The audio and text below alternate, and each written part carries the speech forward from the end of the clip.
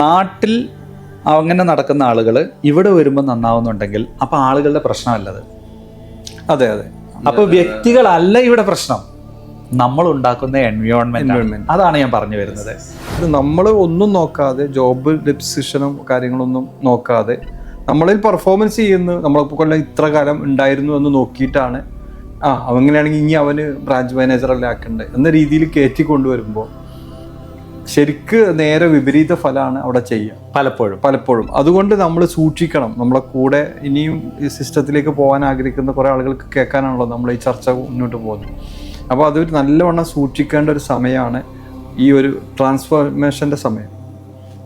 Okay, നമുക്ക് ആ transformation നമുക്ക് സ്മൂത്ത് ചെയ്യണമെന്നുണ്ടെങ്കിൽ ഒരു വ്യക്തിക്ക് അപ്രൈസിൽ കൊടുക്കാൻ വേണ്ടിയിട്ടായിരിക്കരുത് ഈ ആക്ടിവിറ്റി. പൊസിഷൻ ഡിഫൈൻ ചെയ്യുക. ആ പൊസിഷൻ നമ്മളുടെ ഓഫീസിൽ അനിവാര്യമാണ്, ഇത്തരത്തിലൊരു പൊസിഷൻ ഉണ്ടെന്ന് പൊസിഷൻ ഡിഫൈൻ ചെയ്താൽ ആ പൊസിഷന് വേണ്ടിയിട്ടുള്ള ക്വാളിഫിക്കേഷൻസും ക്വാളിറ്റിയും എന്തൊക്കെയാണെന്നുള്ളത് നമ്മൾ ഡിഫൈൻ ചെയ്യുക എന്നുള്ളതാണ്. അയാളുടെ KPI കെയർ, എസ്പെഷ്യലി അവരുടെ ആ റോൾ ക്ലാരിറ്റി. ആ റോളിലിരിക്കുന്ന ഒരാൾ, ആ ചെയറിലിരിക്കുന്ന ആൾ എന്തൊക്കെ ചെയ്യണം, അയാൾക്ക് എന്തൊക്കെ ക്വാളിറ്റീസ് വേണം, അയാൾക്ക് എന്തൊക്കെ സർട്ടിഫിക്കേഷൻസ് വേണം, എത്തരത്തിലുള്ള ആളായിരിക്കണം ആ ചെയറിൽ ഇരിക്കേണ്ടത് എന്നുള്ളത് നമ്മൾ ഡിഫൈൻ ചെയ്യണം. ഈ ഡെഫിനിഷൻ നമ്മൾ എന്ത് ചെയ്യണം, ഇത്തരത്തിൽ അപ്രൈസൽ വെയിറ്റ് ചെയ്ത് നിൽക്കുന്ന ആളുകളിലോട്ട് നമ്മൾ ക്ലാരിറ്റി കൊടുത്ത് സ്പ്രെഡ് ചെയ്യണം. അതിൽ ക്വാളിഫൈഡ് ആയിട്ടുള്ള ആളുകൾ കയറി വരും, ക്വാളിഫൈഡ് അല്ലാത്ത ആളുകൾ ചോദിക്കില്ല. ചിന്തിക്കേണ്ട വിഷയം ഒരുപാടുണ്ട്. ഞാൻ ആ വഴിയെ വന്നതുകൊണ്ട് പറയാം, എനിക്ക് കൃത്യമായി ഇതൊക്കെ ഡിഫൈൻ ചെയ്ത് തന്നു. ഇത് വെച്ചിട്ട് നമ്മൾ ഹണ്ട് ചെയ്യാൻ നോക്കുമ്പോൾ ഇത് കൃത്യമായി കിട്ടുന്ന ആളുകളൊന്നും മാർക്കറ്റിൽ നമുക്ക് കിട്ടില്ല. ഒരു അക്കൗണ്ടബിലിറ്റി മാർക്കറ്റിൽ എന്ന് പറഞ്ഞാൽ നമ്മളെ ഈ ജോബ് ഹണ്ടിങ് മാർക്കറ്റിൽ അത് അക്കൗണ്ടബിലിറ്റി പോലും പറഞ്ഞാൽ റെഡി എന്ന് പറയുന്ന തരത്തിലുള്ള ആളുകളെ നമുക്ക് മാർക്കറ്റ്. അപ്പോൾ ഒരുപാട് ഇങ്ങനത്തെ സിസ്റ്റമൊക്കെ ചെയ്യാൻ വരുന്ന ആളുകൾ വലിയൊരു സംഭവമായിട്ട് നമ്മുടെ മുമ്പിൽ ഇതൊക്കെ വരച്ച് കാണിക്കും. നമ്മൾ വിചാരിക്കും ഇതുപോലത്തെ. എന്നാൽ അവരോട് പറയാണ്, നിങ്ങളൊന്ന് നല്ലൊരു ഇൻ്റർവ്യൂ ചെയ്തിട്ട് ഒരാളെ എവിടുന്ന് കിട്ടാൻ. ഇതൊക്കെ സ്വപ്നത്തിൽ കാണുന്ന ചില ആളുകളൊക്കെയാണ് അവിടെ ഉള്ളത്. കൂടെയുള്ളവരെ ഒപ്പം നിർത്തിയിട്ട് തന്നെ മാക്സിമം അവർക്ക് ചില ട്രെയിനിങ്സ് ഒക്കെ കൊടുത്ത് മാക്സിമം നമ്മൾ ട്രൈ ചെയ്യണം. അല്ലാതെ പുറത്തു പോയാലും ഇവർ പോയാലും അടുത്ത് വരുന്നവനും ഇതുപോലത്തെ ആളുകളാണ്. ഇതൊക്കെ നമ്മളെ മൈൻഡിൽ വേണം, എങ്കിലും അപകടങ്ങൾ പറ്റാതെ നമുക്ക് സൂക്ഷിക്കാം. നിങ്ങൾ പറഞ്ഞത് വളരെ ശരിയാണ്. എന്താണോ നമുക്ക് വേണ്ടത് അങ്ങനത്തെ ഒരാളെ തന്നെയാണ് അവിടേക്ക് കൊണ്ടുവരേണ്ടത്. പക്ഷേ ഇവിടെ മാർക്കറ്റ്, അതായത് ഈ ജോബ് മാർക്കറ്റിൽ ഉള്ള റിയാലിറ്റി നമ്മൾ മറന്നിട്ട് ആവരുത് ഇത്തരം കാര്യങ്ങളൊക്കെ ചെയ്യാം. അനീഫിക, അവിടെ നമ്മൾ ശ്രദ്ധിക്കേണ്ട ഒരു കാര്യമേ, നാട്ടിൽ ഉഴപ്പി നടക്കുന്ന, അടികൂടി നടക്കുന്ന ആളുകളൊക്കെ തന്നെ ഇവിടെ ഈ UAE വരുന്ന സമയത്ത് അവർ ഡീസൻ്റ് ആയിട്ട് നടക്കുന്നുണ്ട്. എന്തുകൊണ്ടായിരിക്കും ഇത്? ഇവിടെ കുറച്ച് ഭയം ഉള്ളതുകൊണ്ടാണ്. അതായത് ഇവിടെ ഒരു സിസ്റ്റം ഉള്ളത് കുറച്ച് ആ രീതിയിലാണ്, വെൽ ഡിഫൈൻഡ് സിസ്റ്റമാണ്. നമുക്കറിയാം അവിടെ ട്രാഫിക് ഒന്ന് തെറ്റിച്ച് കഴിഞ്ഞാൽ, പോക്കറ്റ് റോഡിൽ നിന്ന് കയറി കഴിഞ്ഞാൽ നോക്കാൻ അവിടെ ആളിൻ്റെ ക്യാമറ ഉണ്ട് എന്നെല്ലാം അറിയാം. പീനലൈസേഷൻ ചെയ്യുകയും ചെയ്യും. അപ്പോൾ പീനലൈസേഷൻ എന്നതിനേക്കാൾ ഉപരി നാട്ടിൽ അങ്ങനെ നടക്കുന്ന ആളുകൾ ഇവിടെ വരുമ്പോൾ നന്നാവുന്നുണ്ടെങ്കിൽ അപ്പൊ ആളുകളുടെ പ്രശ്നമല്ലത്. അതെ അതെ. അപ്പൊ വ്യക്തികളല്ല ഇവിടെ പ്രശ്നം, നമ്മൾ ഉണ്ടാക്കുന്ന എൻവയോൺമെന്റ്. അതാണ് ഞാൻ പറഞ്ഞു വരുന്നത്. അതേ വ്യക്തി മറ്റൊരു എൻവയോൺമെന്റിൽ ചെന്നപ്പോൾ നല്ലൊരു കമ്പനിയിലേക്ക് ചെന്ന് കയറിയ ഓക്കെയാണ്. പക്ഷെ നമ്മൾ ഈ നീർക്കോലി മൂർഖനാവുന്ന സമയത്തുണ്ടല്ലോ, അവിടെ നല്ലൊരു എൻവയോൺമെന്റ് ആയിരിക്കില്ല. പ്രത്യേകിച്ച് ചില ആളുകൾ പാനിക് ആയിരിക്കും. പുതിയൊരാൾ വന്നു കഴിഞ്ഞാൽ അപ്പൊ തന്നെ മോനെ ഇത് അങ്ങോട്ടാട്ടോ ഇങ്ങോട്ടാട്ടോ എന്ന് പറഞ്ഞ് പറയാനുള്ള ഒരുപാട്, അതാണ് ഒറിജിനാലിറ്റി. സ്വാഭാവികമായിട്ടും അത് നടക്കും, അതാണ് തീർച്ചയായിട്ടും നടക്കും. അത് നമുക്ക് പല രീതികളിലൂടെ അതിൽ മറികടക്കാമെന്നുള്ളത്. ഏറ്റവും വലിയ റിസ്ക്കും ഞാൻ പറഞ്ഞു, ഇതാണ് പരീക്ഷണം. നമ്മളെ സിസ്റ്റത്തിലേക്ക് പോകുമ്പോൾ വലിയൊരു പരീക്ഷണം. ഇത് അനുഭവിച്ചതുകൊണ്ട് പറയുന്നത് വേറെ തന്നെയാണ്. ഇത് റിയാലിറ്റിയാണ്. നമ്മൾ പുറത്തേക്ക് പോയി അന്വേഷിച്ചാൽ കിട്ടുന്ന ആൾ, നല്ലൊരു ക്വാളിറ്റി ഉള്ള ആൾ ഇനി നമുക്ക് കിട്ടിയെന്ന് തന്നെ വിചാരിച്ചോ, അയാളവിടെ കൊണ്ടുവന്ന് ഇരുത്താൻ തന്നെ കഴിയില്ല. കാരണം ആൾ വന്നിരുന്നാൽ എന്താണ്, ഇപ്പം എൻ്റെ അടുത്ത് തന്നെ ഒരു HR വന്നു, നല്ലൊരു ആളായിരുന്നു, ആൾക്ക് ഓക്കെ ആയിരുന്നു. ഞാൻ കൊണ്ടുവന്നിട്ട് ഇവിടെ ഇരുത്തിയപ്പോൾ ആൾ എന്താ പറഞ്ഞതെന്ന് പറയും, ഞാൻ ഇതേ പൊസിഷനിൽ ഒരു നല്ലൊരു കോർപ്പറേറ്റ് കമ്പനിയിലാണെങ്കിൽ എൻ്റെ താഴെ ഇരിക്കുന്ന ആളുകളായിരിക്കും, അതേപോലെ ക്വാളിറ്റി ഉള്ള ആളുകളായിരിക്കും. ഞാനൊരു കാര്യം താഴേക്ക് കൊടുത്താൽ ആ മെസ്സേജ് നാളെ കൃത്യമായിട്ട് താഴെ എത്തും. ഞാനിവിടെ ഇരുന്നാലോ, ഞാൻ ഇവിടുന്ന് താഴേക്ക് കൊടുത്താൽ എവിടെ പോകും എൻ്റെ മെസ്സേജ്?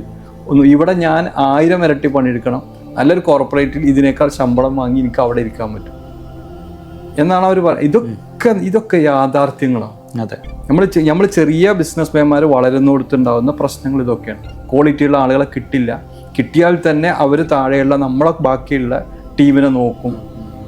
അതുകൊണ്ട് ഇതിലൊക്കെ മൽപ്പിടുത്തം നടത്തി കൂടെയുള്ളവർ തന്നെ ഇത് എന്തിന്, എൻ്റെ പണി എന്താണെന്നൊക്കെ ചോദിക്കും. അണക്ക് ഇവരേറ്റൊക്കെ കൊണ്ടു നടക്കുന്ന ഒക്കെ ചോദിക്കും. ഇതൊക്കെ മറികടന്നിട്ട് വേണം ഒരു സിസ്റ്റമാറ്റിക് കമ്പനിയിലേക്ക് നമ്മൾ എത്തിക്കഴിഞ്ഞാൽ അവിടെ നമ്മളെ പൊസിഷനിൽ എത്തിക്കഴിഞ്ഞാൽ പിന്നെ അങ്ങോട്ട് വളരുന്നതിനെ കുറിച്ച് പിന്നെ ഒന്നുമില്ല, സുഖമായിട്ട് നമുക്കിങ്ങനെ കണ്ണുകൊണ്ട് കാണാൻ പറ്റും. സത്യമാണത്. നമുക്ക് ഗ്രൗണ്ട് റിയാലിറ്റി എന്ന് പറയുന്നത് ഇത് തന്നെയാണ്. അതെ, നമുക്ക് ആളുകളെ കിട്ടുന്നതിലല്ല, ക്വാളിറ്റി അല്ലെങ്കിൽ നമ്മുടെ എക്സ്പെക്ടേഷൻ അനുസരിച്ചുള്ള ആളുകളെ കിട്ടുക എന്ന് പറയുന്നത് തന്നെയാണ് ബുദ്ധിമുട്ട്. നമുക്ക് അവിടെ നമ്മൾ ആ ബുദ്ധിമുട്ട് മറികടന്നേ പറ്റുള്ളൂ. അതിന് വേറെ മാർഗങ്ങളൊന്നുമില്ല. നമ്മൾ ഹാർഡ് യാഥാർത്ഥ്യം പറയണുണ്ട്. പക്ഷേ കറക്റ്റ് ചെയ്യാൻ പറ്റാവുന്ന കുറച്ച് മേഖലകളുണ്ട്. ഒരു ഉദാഹരണം, ഇപ്പോൾ ഒരാളെ ഹയർ ചെയ്യുമ്പോൾ നമ്മളെല്ലാവരും അവരോട് നിങ്ങൾക്ക് ഇവിടെ വന്ന ഇന്നതാണ് ബെനിഫിറ്റ്, ഇന്ന സൗകര്യങ്ങൾ തരാം, ഇന്നതൊക്കെ ആയിരിക്കും ജോബ് എന്നൊക്കെ പറയും.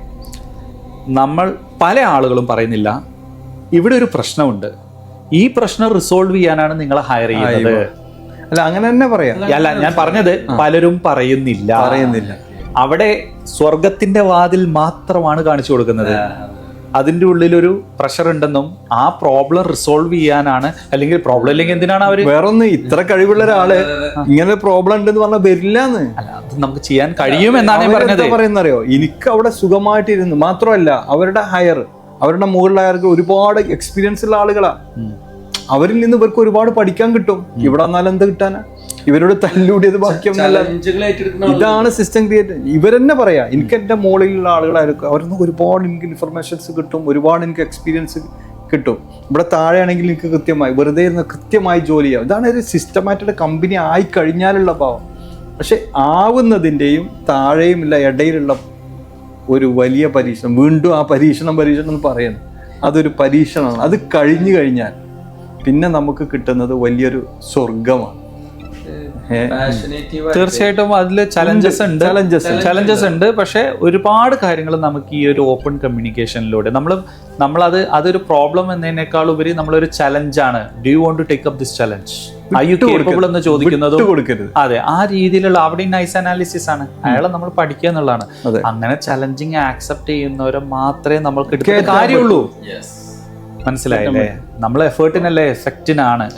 ആ എഫക്റ്റിനെ റെസ്പെക്ട് ചെയ്യുന്ന രീതിയിൽ നമ്മൾ റിവാർഡ്സ് ഓഫർ ചെയ്യുകയാണെങ്കിൽ, ആ ചലഞ്ചിനെ അവർ മറികടക്കുമ്പോൾ അതിനനുസരിച്ച് അവർക്ക് റിവാർഡ് ഓഫർ ചെയ്യുകയാണെങ്കിൽ മാത്രമല്ല ഇത് പാഷനേറ്റ് ആയിട്ട് എടുക്കുന്ന ആളുകളുണ്ട്. അതെ, ഇവിടെ ഇത് നേരാക്കുമ്പോഴാണ് ഞാനാവുക. മറ്റോടത്ത് നമ്മൾ വെറുതെ പോയി നിന്നാൽ മതി എന്നല്ലാതെ ഇങ്ങനെ പറയുന്നവരുണ്ട്. അതെ, എനിക്ക് കിട്ടിയിട്ടുണ്ട് അങ്ങനത്തെ ആളുകളെ, കൂടെ നിൽക്കുന്നുണ്ട്. അതാണ് നമ്മൾ ഇത് ലോകം ഇങ്ങനെയാണ്. അതുകൊണ്ട് ഇവിടെ ഇത് വലിയൊരു സുഖമായ ഒരു കാര്യമാണ് എന്ന് കരുതണ്ട എന്നുള്ളതാണ് നമുക്ക് പറയാനുള്ളത്. എന്താ പറയുക, നമ്മളിപ്പോ ഇവിടെ ഇന്റർവ്യൂ ഒക്കെ ചെയ്യുന്ന സമയത്ത് നമ്മൾ ഓപ്പൺ ആയിട്ട് കാര്യങ്ങൾ പറയും. അതായത് എനിക്ക് വേണ്ടതാണ് നിങ്ങൾ തരേണ്ടത്, അതാണ് നിങ്ങൾ ചെയ്തു തരേണ്ടത്, എനിക്ക് ഇതാണ് ഇവിടുത്തെ ഞങ്ങളുടെ പ്രോബ്ലം, ഇതൊരു ചാലഞ്ചായിട്ട് നിങ്ങൾ ഏറ്റെടുത്ത് ഞങ്ങൾക്ക് ചെയ്തു തരണം, അതിന് നിങ്ങൾക്ക് കഴിയുമോ എന്നുള്ളതാണ് നമ്മൾ ചോദിക്കുക. അത് പറയുമ്പോഴും പലരും എന്താ പറയുക, പലരും നമ്മളിപ്പോൾ ജോയിൻ ചെയ്ത് നോക്കും, ജോയിൻ ചെയ്തതിന് ശേഷം പറയും എനിക്ക് കഴിയില്ല എന്നും പറഞ്ഞ് പോകും. ചിലവരൊക്കെ വന്നിട്ട് 2-3 ദിവസം ഉറങ്ങിയിട്ടില്ല എന്ന് വരെ പറഞ്ഞവരുണ്ട്. കാരണം എന്താ വെച്ചാല് കുറെ ആളുകൾ നമ്മുടെ കൂട്ടത്തിലുള്ള ആളുകൾക്ക് ഈ സിസ്റ്റം വരുന്ന സമയത്ത് ഒരുപാടെണ്ണം സിമെന്റ് ഇട്ട് ഉറപ്പിച്ചു വെച്ചിട്ടുണ്ടാവും. അത് അളക്കാൻ അവർക്ക് കഴിയില്ല. കാരണം നേരത്തെ പറഞ്ഞ പോലെ കോർപ്പറേറ്റ് കമ്പനിയിൽ നിന്നവർക്ക് ഈ ഇതിന്റെ താഴെത്തട്ടിലേക്ക് എന്താണ് എന്നുള്ളത് കൃത്യമായ പ്ലാനുകളും ഒക്കെ ഉണ്ടാവും. പക്ഷെ ഇങ്ങനത്തെ ഒരു ചലഞ്ചിലേക്ക് വരുന്ന സമയത്ത് അത് അവർക്ക് എന്ത് ചെയ്യാൻ പറ്റുക, ആ ഗ്രൗണ്ട് റിയാലിറ്റിയിലേക്ക് കണക്ട് ചെയ്ത് ചെയ്യാൻ അവരെ കൊണ്ട് സാധിക്കില്ല. അങ്ങനെ വരുമ്പോഴപ്പോൾ നമ്മൾ നേരത്തെ പറഞ്ഞ പോലെ നമ്മൾ നമ്മുടെ പ്രോബ്ലംസിലേക്ക് ആളെ കിട്ടണം. ഞാൻ ഇടയ്ക്കിടയ്ക്ക് പറയുന്ന ഒരു സംഭവമാണ്, എനിക്കൊരു ബൈക്ക് ഉണ്ടെങ്കിൽ അത് ബൈക്ക് ഒരു പ്രത്യേക കമ്പനിയാണ്. ഇപ്പോൾ ഒരു RX100 ഒരു ബൈക്ക് എൻ്റെ കയ്യിലുണ്ട്, എൻ്റെ സീറ്റ് കംപ്ലൈൻ്റ് ആയി, ഞാൻ എടുക്കേണ്ടത് എന്തായാലും പൾസറിൻ്റെ സീറ്റ് എടുത്ത് എൻ്റെ എനിക്ക് പാകാവോ? ഇല്ല.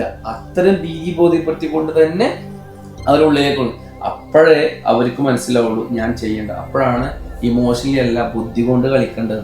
അതിന് നമ്മളൊരു ഉദാഹരണം ഞാൻ പലപ്പോഴും വിയറ്റ്നാം കോളനി എന്നൊക്കെ പറഞ്ഞ സിനിമയിൽ ചെറിയ ത്രെഡൊക്കെ അതിലേക്ക് കണക്റ്റഡ് ആയിട്ടാണ് വരുന്നത്. എന്താണ് അവർ പോയത് ആ കോളനി ഒഴിപ്പിക്കണം എന്നുള്ള ഭാഗമായിട്ടാണ് ആ സിനിമയിലൊക്കെ ചെയ്തിട്ടുള്ളത്.